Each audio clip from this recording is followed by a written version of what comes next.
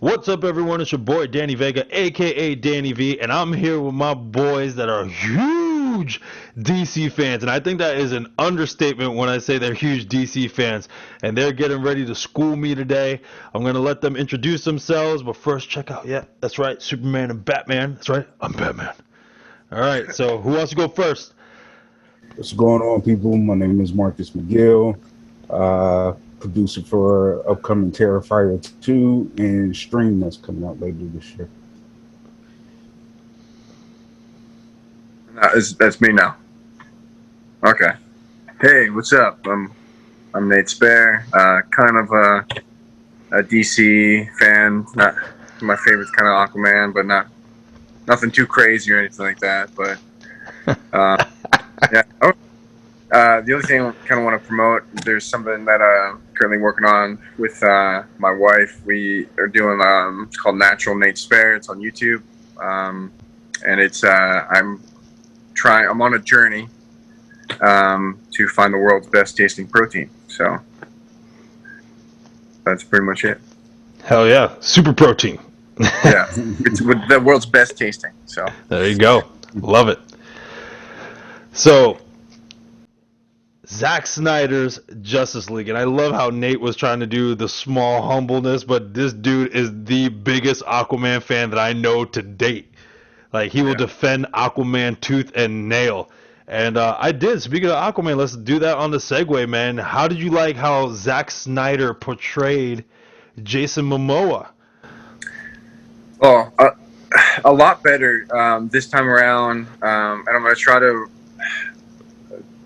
because the Aquaman movie, I've got my own issues with that, but with this particular film, he seems more in line to set up the movie.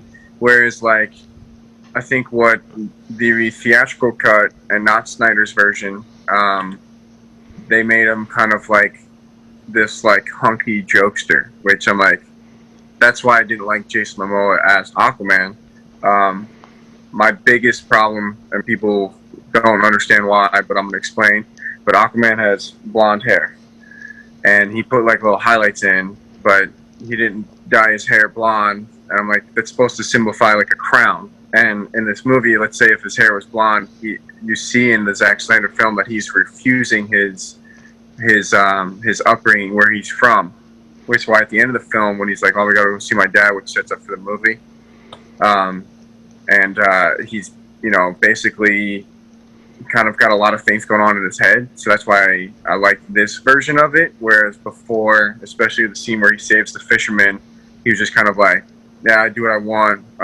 Give me a drink. It's on him. And then cue bad music, bad or awful music.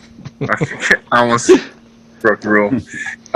Cue like just epic music as he goes right into the water. So Snyder's cut shows you that he's thinking about more. It's more of a deeper meaning behind it. So that's kind of why I enjoyed the tone of his introduction in this a lot more. Marcus. I was going to say, as someone that isn't an Aquaman fan, I can't live down being a kid seeing him on a dolphin the way he does. But I will say, Zack Snyder, man, did an amazing job with Momoa's introduction. It makes more sense with the solo film. The way they brought him in this, where he was reluctant to accept his heritage. You could feel the pain that he had, not understanding why his mom left. So you can actually visually see it in Momoa. I still have issues with, and your boy here could fill me in with why they chose the different contacts between the movies, from his eyes being white to being that golden whatever they used in the solo film. I think Zack Snyder, you can actually feel the heart of Momoa's story.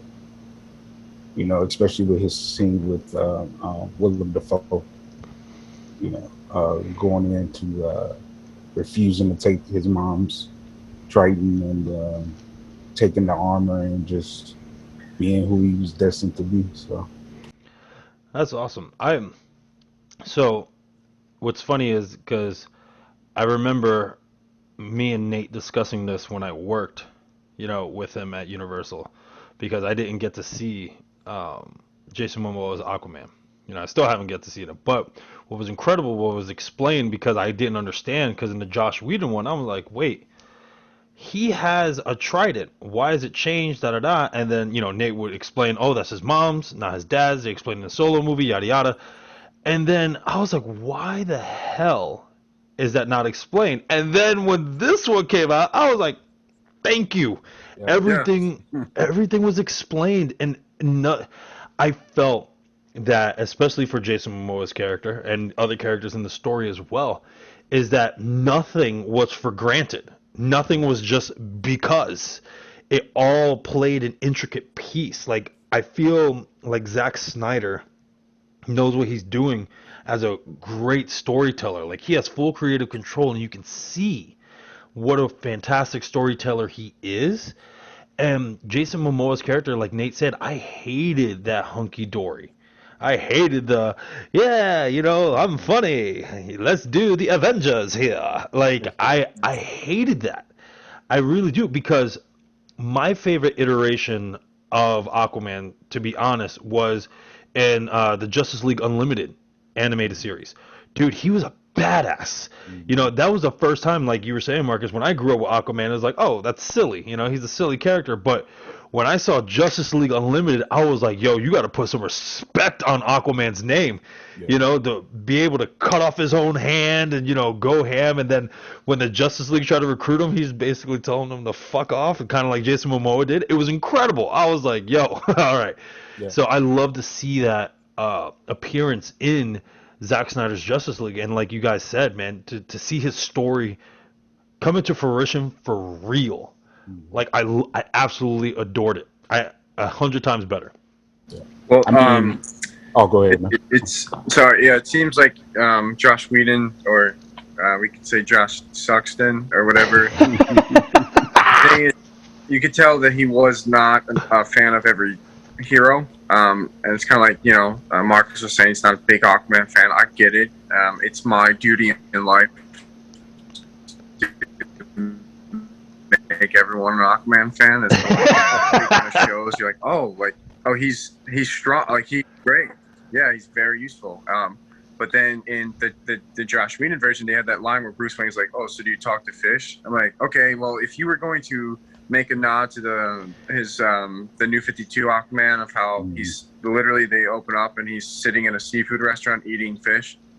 Like, they're like, we're done with this joke. Like, Family Guy has ruined how people view Aquaman. But a lot of times they're drawing these jokes or these comical references of the character from like the first generations of the comics, which everybody sucked. Everybody originally sucked in the comics. I think one of the first Aquaman comics, his villain was Gustav, the animal trainer, where he's going through and he's like, Gustav's training animals to like, take over and stuff. And at the end, like, he's throwing all these animals at him. And the final pair of animals, I think it was 2 of them. Yeah, I think it was a pair of water buffaloes. And they stopped and they listen to Aquaman. And literally Aquaman goes, silly Gustav, it's a water buffalo. They listen to me. And that's how the comic ended. So yeah, that comic was trash. Like, it just wasn't written good. And you had an animal trainer facing Aquaman. So that's where I feel like a lot of the jokes originate from. And with Josh Whedon's version, it's like, yeah, I don't really understand Aquaman, but people like Jason Momoa. So I'm going to give him a bunch of lines. He's going to take his shirt off and he's going to jump in the water. And I'll just sell tickets that way. Whereas Zack Snyder goes, I want to introduce these characters. I want to tell you where they're coming from, what they're dealing with, why Aquaman doesn't want to join the Justice League. Things like that you miss from it. And it's like, it's a different story.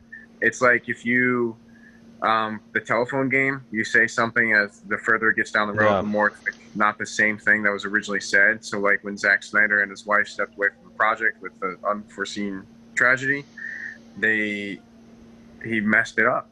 Yeah. He messed up everything. He made it a different movie. Yeah, absolutely agree. One thing that I love that Snyder did in this cut, and is he did it a lot with every character, like you said, as far as building the story there was other little subtext and little side stories that pop up that may have missed. So like one in that town Bruce first finds him. Remember when the women started singing after he left? That one woman that Bruce talked to, you could tell that it was like something there that maybe that her and Aquaman had a little thing, whenever he came into the town. Well, that's what I got out of it, because she seemed to be more invested in him individually than the rest of the town. Like, she was the lead singer of the song, but there was like a little. I got to go back and watch it, but there was one little dialogue piece that seemed like there was something that maybe he would always, whenever he came into town, they hooked up. Yeah, and she felt like that's an interesting thing. Whose husband went off. Yeah, I think that's interesting. What I got out of it, though, and Nate, correct me if I'm wrong, because like I said, you're the Aquaman, buff here, is that what I got out of it was that he's their god, basically. You know what I mean?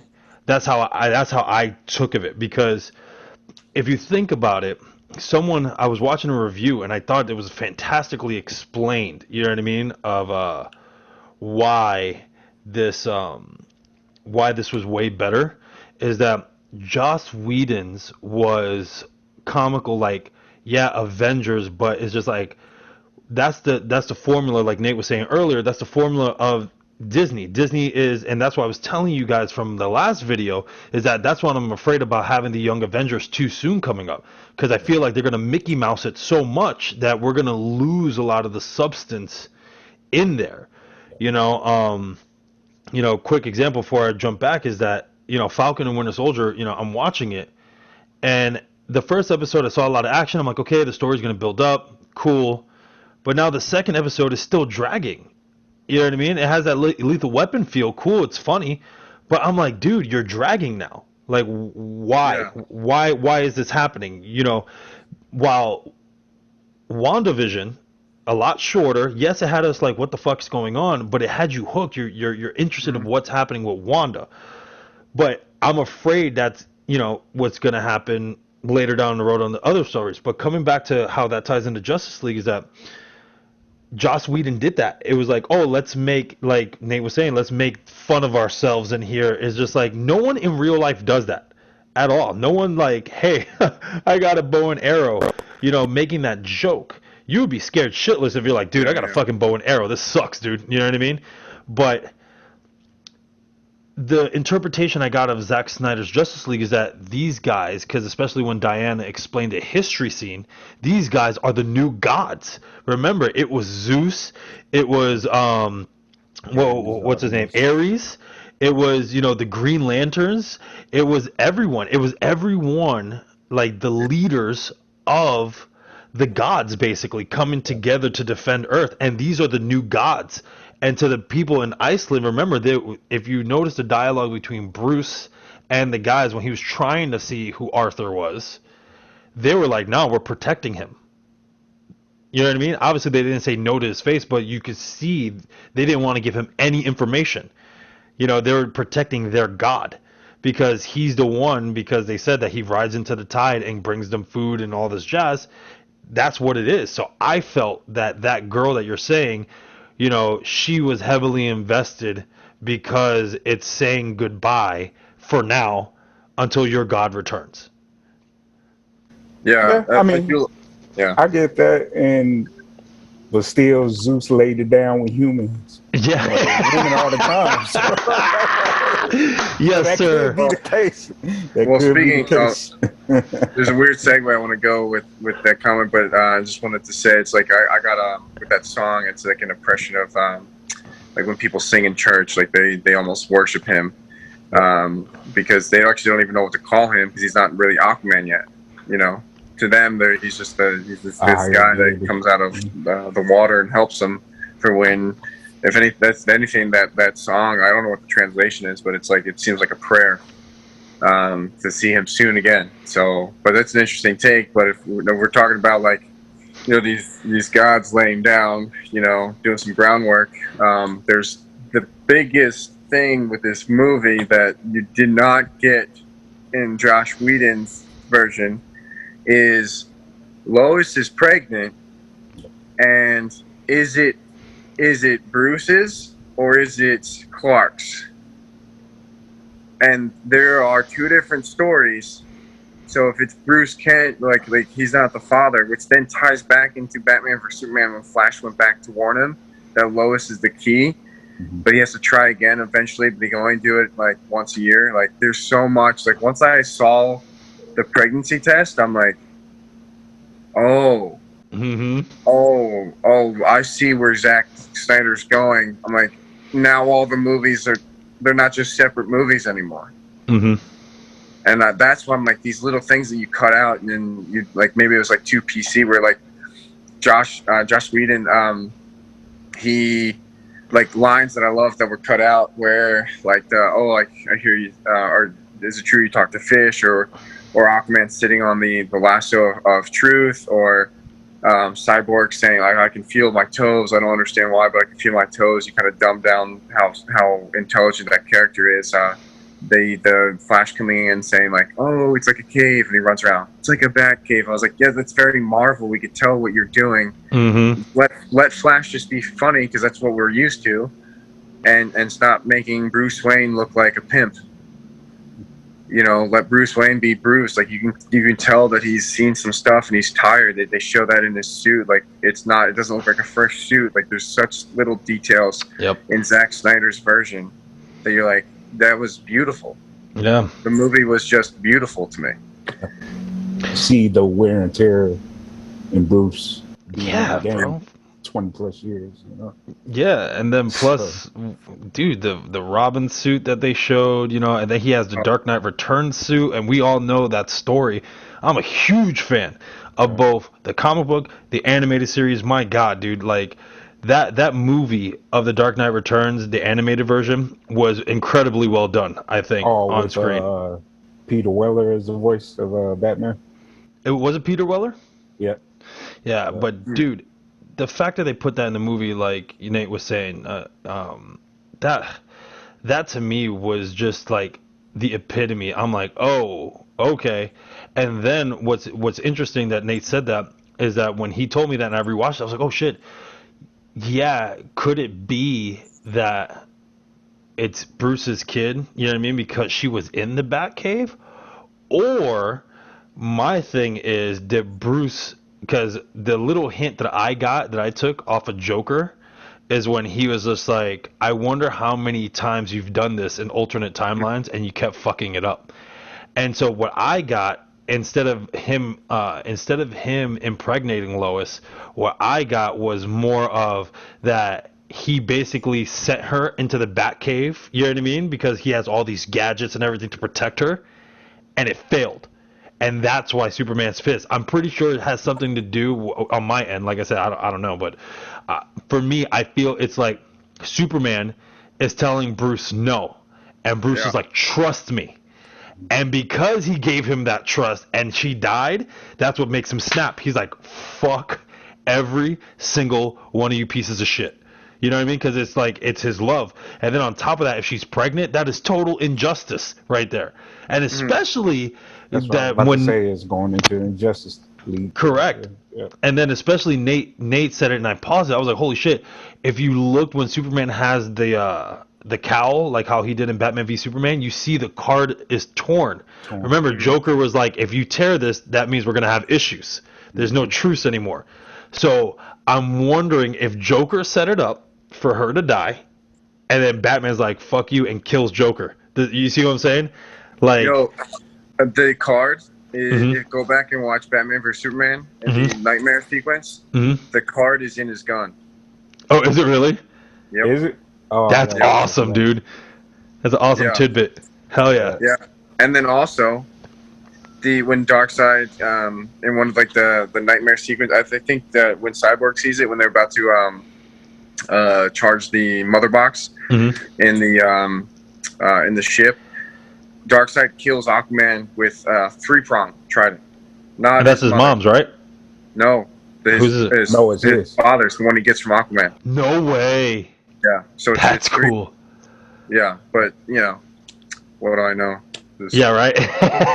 What do you know about Aquaman? Shut up, Nate. No, but like that's what I'm saying. Like all these details, the fact that like Snyder had these Easter eggs already going, and the fact in that sequence, like he's got the card in his gun, so we can piece together what's happening here. Yeah. And what I took from, we're kind of jumping around a little bit, but what I took from the epilogue and the fact that they are going to try it again, the reason why they are traveling together is it seems like they're going to go get a mother box to then charge up, I'm assuming, a treadmill for Flash, to then go back and say something different at a different time to Bruce to warn him about certain things to come. But that's interesting. I want to ask both of you, when you see Superman holding what we think and what we know to be Lois's bones in the Batcave, because you see Robin's suit in the back. Darkseid is there. I wonder if the anti-life equation in this world can also, it's kind of like similar to like a Thanos reality stone, to where that's not real, but it's real enough to Superman in that moment, so it sets him off. Interesting. Because there are only two ways out of this, because that nightmare in this movie, in the epilogue, that wasn't a dream. That's happening. Yeah, that's what it's a future. Yeah. Pieced everything together. The only two ways out, as far as I know, from the comics, from the animated films, and just from what I know as like a fan, in this story, the only two ways out would be Flash or Lois. Yes. Those are the only two ways out. I agree. Lois is to Superman, and Flash can either mess it up more or try again.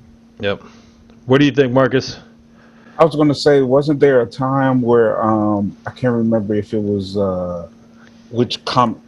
Was it Injustice, or it was one comic where Mother Goodness kind of altered the reality. Oh, Granny Goodness altered reality. Messing with Snoops. Yeah, messing with Snoops to like kind of force him to go to the dark side a little bit. I can't remember what episode it was or which comic it was, but awesome. Well, they casted somebody to be Granny Goodness in this movie. Yeah, Granny Goodness. And I'm like, said Mother Goodness. I'm thinking this. Yeah, but that's like when I saw her, I'm like, everyone's like listening to Desaad. I'm like, yeah, but Granny Goodness. Yeah, right on the left. She's bad news. Yeah, so I'm wondering if that was the case for that, for that scene. Wow, that's a good one. Yeah, because that is one of her powers. Yeah, it is. So, I'm thinking too. That's a good one. To my understanding, again, it's the little bit that I know, Nate. To my understanding, the anti-life equation could do all things in the multiverse. You know what I mean? It could wipe out anything, and it can do, you know what I mean? Pretty much anything and everything for Darkseid. Again, I could be absolutely wrong. That's just my little bit of the knowledge that I have. But, dude, to piggyback off onto Flash, because I like doing this by characters too, and this is great. They were trying to set up a Flashpoint paradox. So I really do. That's happening, right? By the way, that movie is happening. Yeah, his movie is still happening. As I know of. I don't know, man, because they're going back and forth on it. Apparently, I heard it's happening. They got a new, they got a new director. New director, yeah. But they were having issues with that film, and I can see what you're saying. What you're saying too, Nate, about if it. I don't think I like the idea of a mother box being the charge for Flash, because I think that will really undermine his powers. Because in Flashpoint Paradox is when he breaks that Speed Force. You know what I mean? Is when he just goes all out. That all the other Flashes. Wasn't one Flash trapped in that Speed Force? Right? Wasn't like the first Flash? You're making my mind go somewhere crazy right now, and I gotta say it. What if they need to charge him so that he can cross over a multiverse, or like go get like Wally, or like somebody else that's lost? Oh my god. Yeah, well, the girl that he saved was Iris West. Yeah. Yes. Yeah. Movie. Yeah. So it would be so cool to see a Wally in there, but I'm thinking, like you're saying, Nate, like what if like it keeps showing you that he keeps going back into the past, and nothing's working, and then he's like, you know what? Fuck it, I'm gonna go back further, And that's why the movie he goes and Michael Keaton's supposed to be that Batman. Yeah, he's supposed to be Old Man Batman. Yep. Yeah. So and that would be cool because they said that they're supposed to introduce Bat's detective skills. Are they gonna go Batman Beyond? We don't know because apparently it's supposed to be that multiverse that you just said. It's supposed to be that he crosses into a multiverse, and Bruce Wayne is Old Man Batman. Bro, what if he's getting another version of Superman? Dude, it'd be incredible. Are we gonna see like a Bizarro? Dude, I would love to see. I would love. Listen, oh my God, I'm sorry to cut both of you off. I would love to see this. How ill would it be? Because Batman, right? Michael Keaton is Tim Burton's Batman. What if we finally see Tim Burton's Superman, which was Nicolas Cage? What if we see that? Oh, that would be sick. Man. With the mullet, the long hair. Yeah, man. Because he was the voice in the Teen Titans Go movie. Yeah, he was the voice of Superman. Yeah. Really? Yeah. Huh. Okay. Dude, that'd be ill. I would love to see Bizarro though, because that's like one of my favorite characters, man. And well, that's what I'm saying. Like, because the only reason why they would need to charge up Flash, because he can do this whenever, right? Mm-hmm. We saw that in this movie. Is that if he's going to do something crazy like cross the universe? Which here's the thing: people think it might be a throwaway line, like when the Steppenwolf says two things. But there's two things that Steppenwolf says that stand out to me. There's no lanterns. There's no Kryptonians, right? So like that's why the mother boxes were woken up. That's why the whole thing started with his cry out that he was dying, cracked the boxes because it woke him up. And there's no lanterns. Now, last time we saw Yalin Gur, right? That's who that was, I think. And he was about to, he cut his hand off. He was about to get that ring, and then was it Ares' arrow? Stopped him from getting that ring. So that ring's got to go find somebody else, by the way. So wasn't it Hal Jordan's? Wasn't it to Hal first? Hal's ring came from what's the character's name? Starts with a T. Oh, I should know this. If friends of mine watch this at this point, they're gonna be upset that I don't know this. I always forget the name. But that's the thing. So yeah. And they have the nod to Jon Stewart, and Zack Snyder has fully come out and admitted that he wanted Jon Stewart in this, but then they said you got to take him out, and he didn't feel right, like removing a person of color from that role. So then he ended up using Martian Manhunter, which is fine. But there was supposed to be Green Lantern, but apparently Warner Brothers is working on a Green Lantern project, which is exciting, but at the same time, just throw him in the movie anyway. Yeah. But then the thing is like, so we saw. So it wasn't Darkseid, it was Euxer at that point. But anyway, so he's, Steppenwolf says, no lanterns, no Kryptonians. He also says the anti-life equation, right? Then he says something about like the multiverse. He said the word multiverse. Yes, that's what I was getting at. He was saying how, I think it was Diana, when she was saying about the mother boxes, she said it had power enough for the complete multiverse. She didn't say just universe. She said the multiverse. Yeah, so that'd be huge, and that'd be the only reason why in that epilogue scene why they're traveling to go get the mother box to then charge it up. It's very similar to Apocalypse War, the animated one, but not really. But it's going to probably funnel down the same way where Flash is like the guy in Cyborg's intelligence. Like that's what we saw in Apocalypse War. If you haven't seen that, go see that. And if you think that it's going to be like the animated series of Superman and Batman, you got a rude awakening. So it's a little different. I know, man. Oh, what if for Flash's movie, getting Michael Keaton to be the detective? Yeah. Of course, the plot line is like trying to about like who killed his mom and going back and clear his dad's. Did you guys? Sorry, did you pick up on the fact that the Commissioner Gordon's that random scene where he talks to someone, he gets the whatever, like a folder. Yeah. That guy's name is Spectre's name. That's Spectre. Yeah, I saw that on a review actually. That's crazy. Yeah.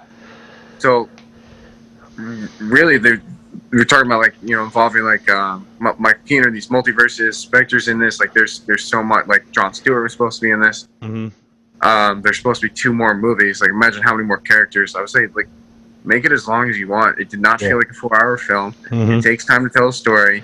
If you cut it and you miss things, it's like you missed one of the biggest things. Imagine they cut out, which they did. They cut out a part of what did they cut out? Well, was Darkseid even in? I feel like he wasn't even really involved in this. He wasn't in Joss Whedon's at all.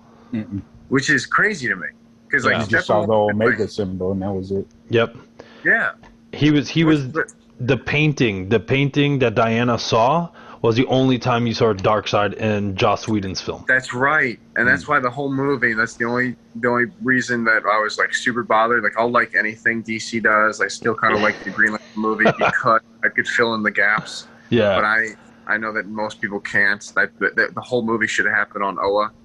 Like that, 70% of the movie should have been training on Oa, and then he comes to Earth, and the fact that the fear parallax is the payoff, it makes no sense. Dude, But Parallax, the fact that they introduced him so early, Yeah. I know. and then he got defeated so easily, I'm telling you, bro, I think as corny as the movie was, that bothered me the most. Because I was like, do you know who Parallax is?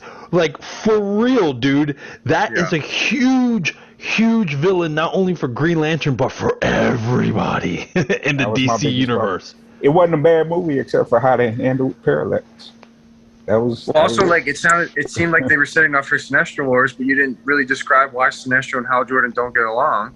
right. And if you're going to set up for Sinestro Wars, that means that you're going to set up for Blackest Night, which would be the greatest movie ever if they found a way to do it. And then stop there. Don't go on the Brightest Day. Don't need that. Just do Blackest Night and be like, we'll see you guys in another 10 years when we restart Batman again. There you They go. could do the Blackest Night in the vein of how they did the Watchmen series. Yeah. Oh. HBO. That would be so. That would be cool. Oh my god. How is awesome. really quick? How was the Watchmen series compared to the movie? Because I love the movie. To be honest, they were like I put them neck to neck. No way. Yeah, that's because I love the movie, but I love the grittiness of how the show kept in line of the director's cut of Watchmen. Really? So it's a sequel, right? Technically. Yeah, Oh, it's okay. a sequel. Cool. But yeah, man. Dude, Bruce Wayne.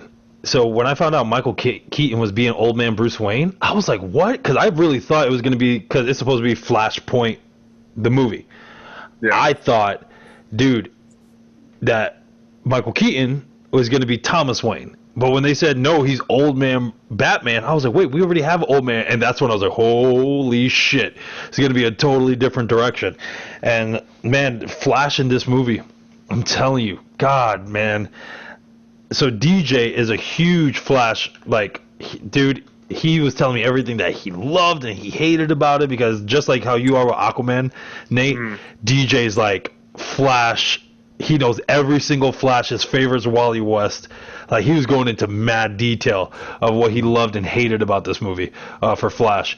And I got most of my knowledge from him. And dude, just to see that play out finally on screen, I was like, oh my god! It's honestly my favorite, my favorite part of the film, when he saves everybody, because I feel in this movie you saw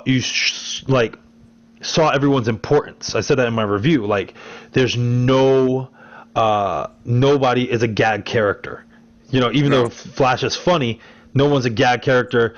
Everyone has a key importance. Yes, Superman may be the strongest, but if you saw, he died too when the Unity came together. You know, and because remember, Steppenwolf told Darkseid that the anti-life equation was on that planet.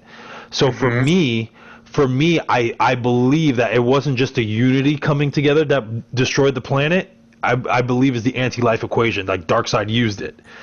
Yes. Because that's the only way. Because if a planet blows up, Superman's going to live. So for Superman to die and everything completely decimated like that, I was like, oh my god, dude, are we serious? And then he reverses time. It showed his importance. I was like, thank you so much. Ready for this random theory? Uh-oh. So remember when Darkseid said, "We'll use the old ways"? Yeah. Do you know what I think the old ways means? Which one? It's getting a host body and bringing Darkseid to Earth through like that, like I don't know, incantation or like ritual, like that they did in, was it Final Crisis or Infinite Crisis, where that's where Batman allegedly died but was lost in time. Yeah. But it's like the old ways, other than fusing the mother boxes together to transform the world there instantly. It would be to get Darkseid to the Earth through a host body. Oh, okay. The whole thing with Darkseid, like, his real body's not in this reality. You know what I mean? He's already using hosts. So that is a great theory, man. That is really cool. I like that. Yeah, so that's why he can't just jump through the portal, because I mean, and that's to me that's the scariest thing about Darkseid versus Thanos, where Thanos is dead. Yeah. But like even when you kill Darkseid, that's why someone at work was bothered by how Darkseid was. Like, oh, he looked weak in the beginning. I was like, that wasn't Darkseid, by the way. That's Yuxer, however you say his name. That's like pre-Darkseid. But Darkseid is ever. That he always exists, or that Darkseid is always there, and is crazy powerful, is godlike, and the other way to get him, other than getting his worlds to your world, right, or fusing it together, is to then have somebody, some random person, and to pump basically Darkseid into that person, and then there he is on Earth. Yeah, man, dude, I love that theory. That's incredible, because it's like you said. So maybe the Darkseid that we are seeing is the true Darkseid, hence why he didn't jump through that portal, because he knows if he jumps through that portal, that reality's done. Like, he can't. You know what I mean? That's it. Yeah. That then he'll lose the anti-life equation. That's why he's just like, all right, never mind. We're gonna do this a different way. That's why I think he wants to embody Earth now that he knows it's there. So he's going to put all his eggs in that basket on getting to Earth. So I think with the help of Granny Goodness and to train a bunch of like loyal followers, I think that he's going to somehow. Well, this is all hearsay because right now there's no sequels coming. But like, you tell me you have what, billions of dollars on the table potentially, that you're not going to do a couple sequels after. By the way, been 1 week. The amount of noise this movie has made in 1 week is insane. And it's the movie already existed. Yeah. You know what I mean? It's like it's crazy to me. It was like you're gonna have to do it. So that's why I think that the next movies to come. I think we'll get a little bit more Darkseid, but I think we'll get a lot more character development in the next one, and kind of talk about the Justice League and set up for a potential feud to start. Because then I think Darkseid getting there, somehow getting to Earth and corrupting Superman would be detrimental, and that third movie would start with where that epilogue kind of ended. That's awesome. So that's kind of where I think the movie's going to go. So it's badass, man. Well, fans are already all over YouTube. Fans are already hashtagging. Continuing. I forgot what restore the Snyderverse hashtag is. Restore the Snyderverse. That's it. Yeah, that's real. So, like, anyone watching this that is somewhat interested, that wants to go on whatever social media, like, actually tag Restore the Snyderverse in something, and the more that gets attention and becomes a trending hashtag, the more Warner Brothers is like, oh, we got to do this. Like, the fact that a movie came out a week ago and it's causing all this fuss, and then the same movie came out in black and white and it's causing even more fuss. Yep. Like, you're telling me that I know Snyder and WB parted ways in a interesting way, and I don't think he's ever seen the original, or I think he said that he's never seen the theatrical cut or Joss Whedon's cut. And also, for those watching, the only reason why, because a lot of questions I get as a DC fan, they're like, oh, why are they doing Snyder Cut? Why did they do this initially? I was like, well, him and his wife had to leave the project for personal reasons because their daughter had taken her life. And in this movie, there's a lot of attention on suicide prevention Yes. There's a scene that shows the billboard when Batman says, "Oh, I'm rich," to Barry Allen. He's like, "What's your superpower?" And they drive off and they show this billboard. Yep. And it says, "You're not alone." And Cyborg, when he's getting the mother boxes, when he's separating them and the witches, he says, "I'm not alone." So there's a lot of things like that are in this, and specifically why he chose certain songs. Yeah, incredible. Was his daughter's favorite song. Yeah, to nod to his daughter. So that's why he left the project. So you know. And there's a lot of controversy with that too. Let me pause it right here, and we'll be right back after these messages.